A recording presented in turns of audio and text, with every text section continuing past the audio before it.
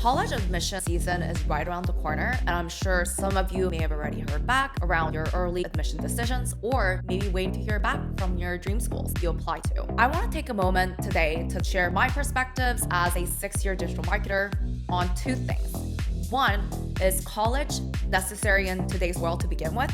And second, what criteria you should be considering when you're making your own college decisions.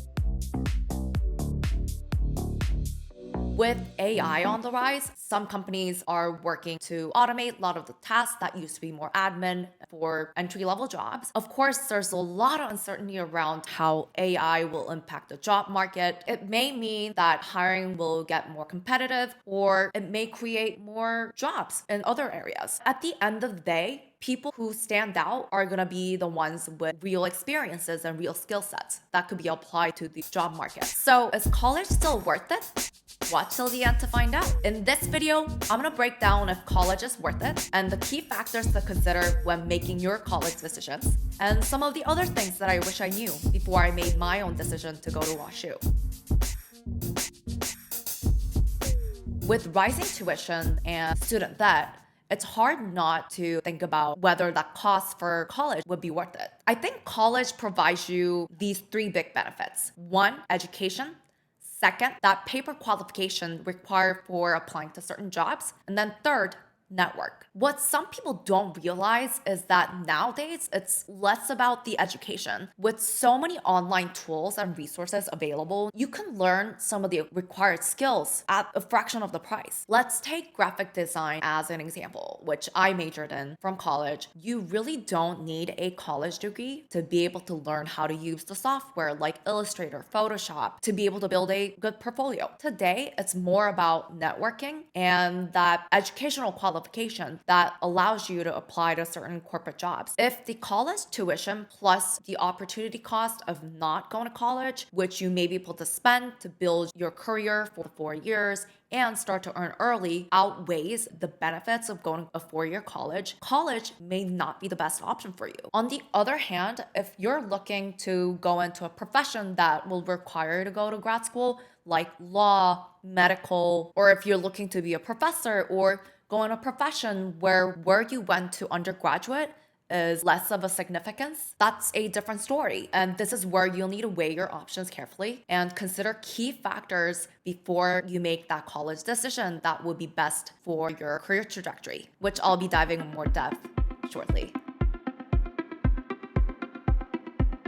Okay, let's talk about how to make the right college decision. If you've decided that college is the right path for you, the next question you should be asking is, how do I pick the right one? College, honestly, is a massive investment, and where you go can have a huge impact on your career, finances, and overall experience. So here are some of the factors I recommend considering before you make that final decision. If you watched my previous video on the top 5 things I wish I knew sooner, you'll know that I mentioned location as a big factor that I wish I knew to consider when making my own college decision to attend Washington University St. Louis.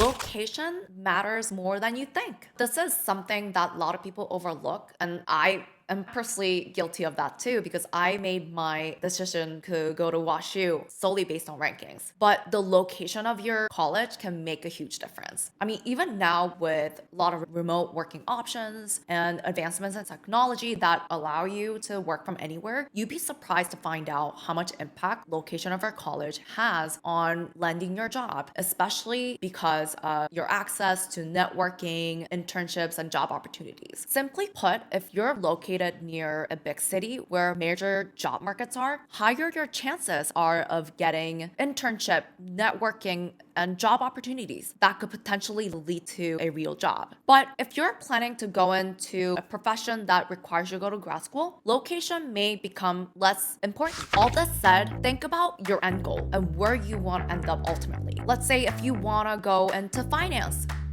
maybe going to a college in New York may be the best bet. And all this that I just chatted about ties back to the network, one of the 3 factors and one of the most important benefits college provides.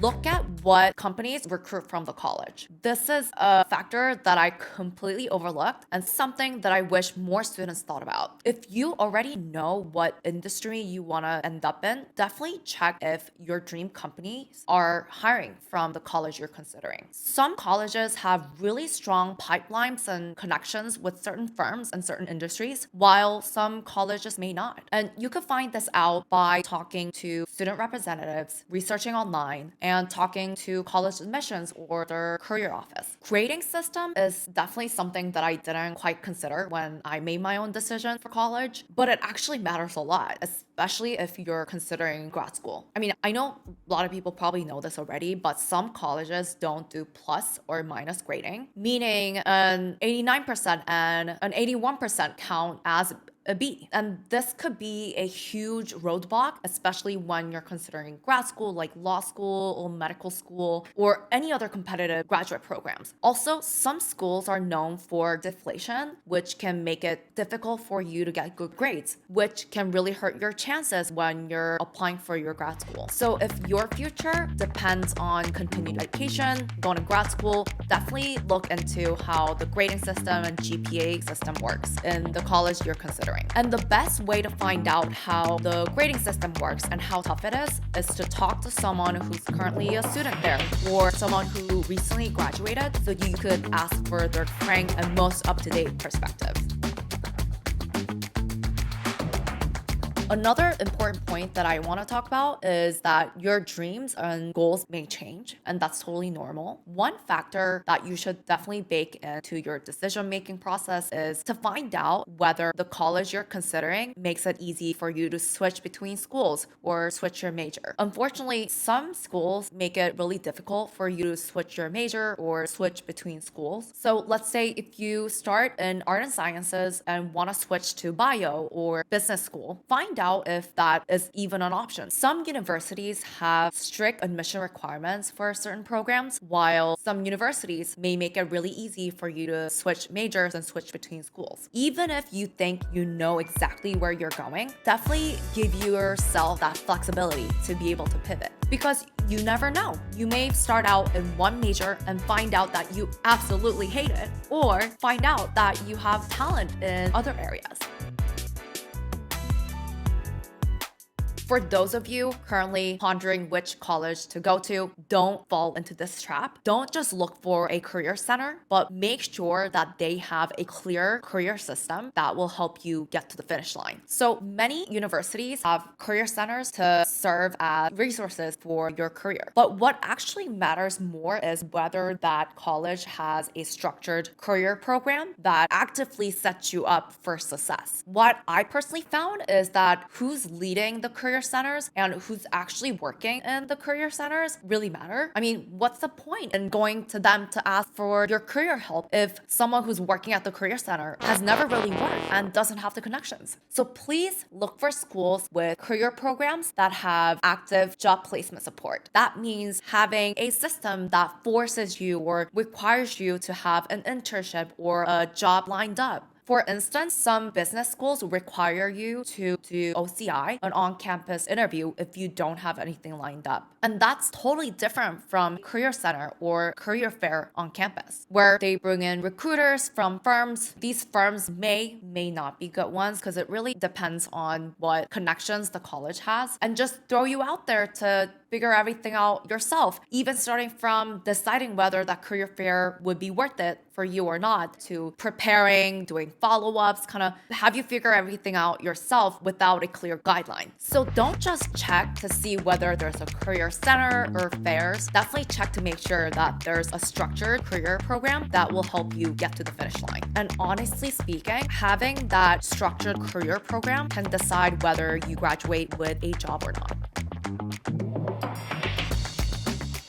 And lastly, let's talk about costs and scholarships. Please don't go into debt blindly. College, honestly, is quite expensive and puts a lot of people in debt after graduating. So before choosing your college, definitely look into financial aid, scholarships, and in-state options, and whether that long-term benefits outweigh the debt. I mean, obviously, a big name school is fantastic, but if you're drowning in student loan years after you graduated, is it really worth it?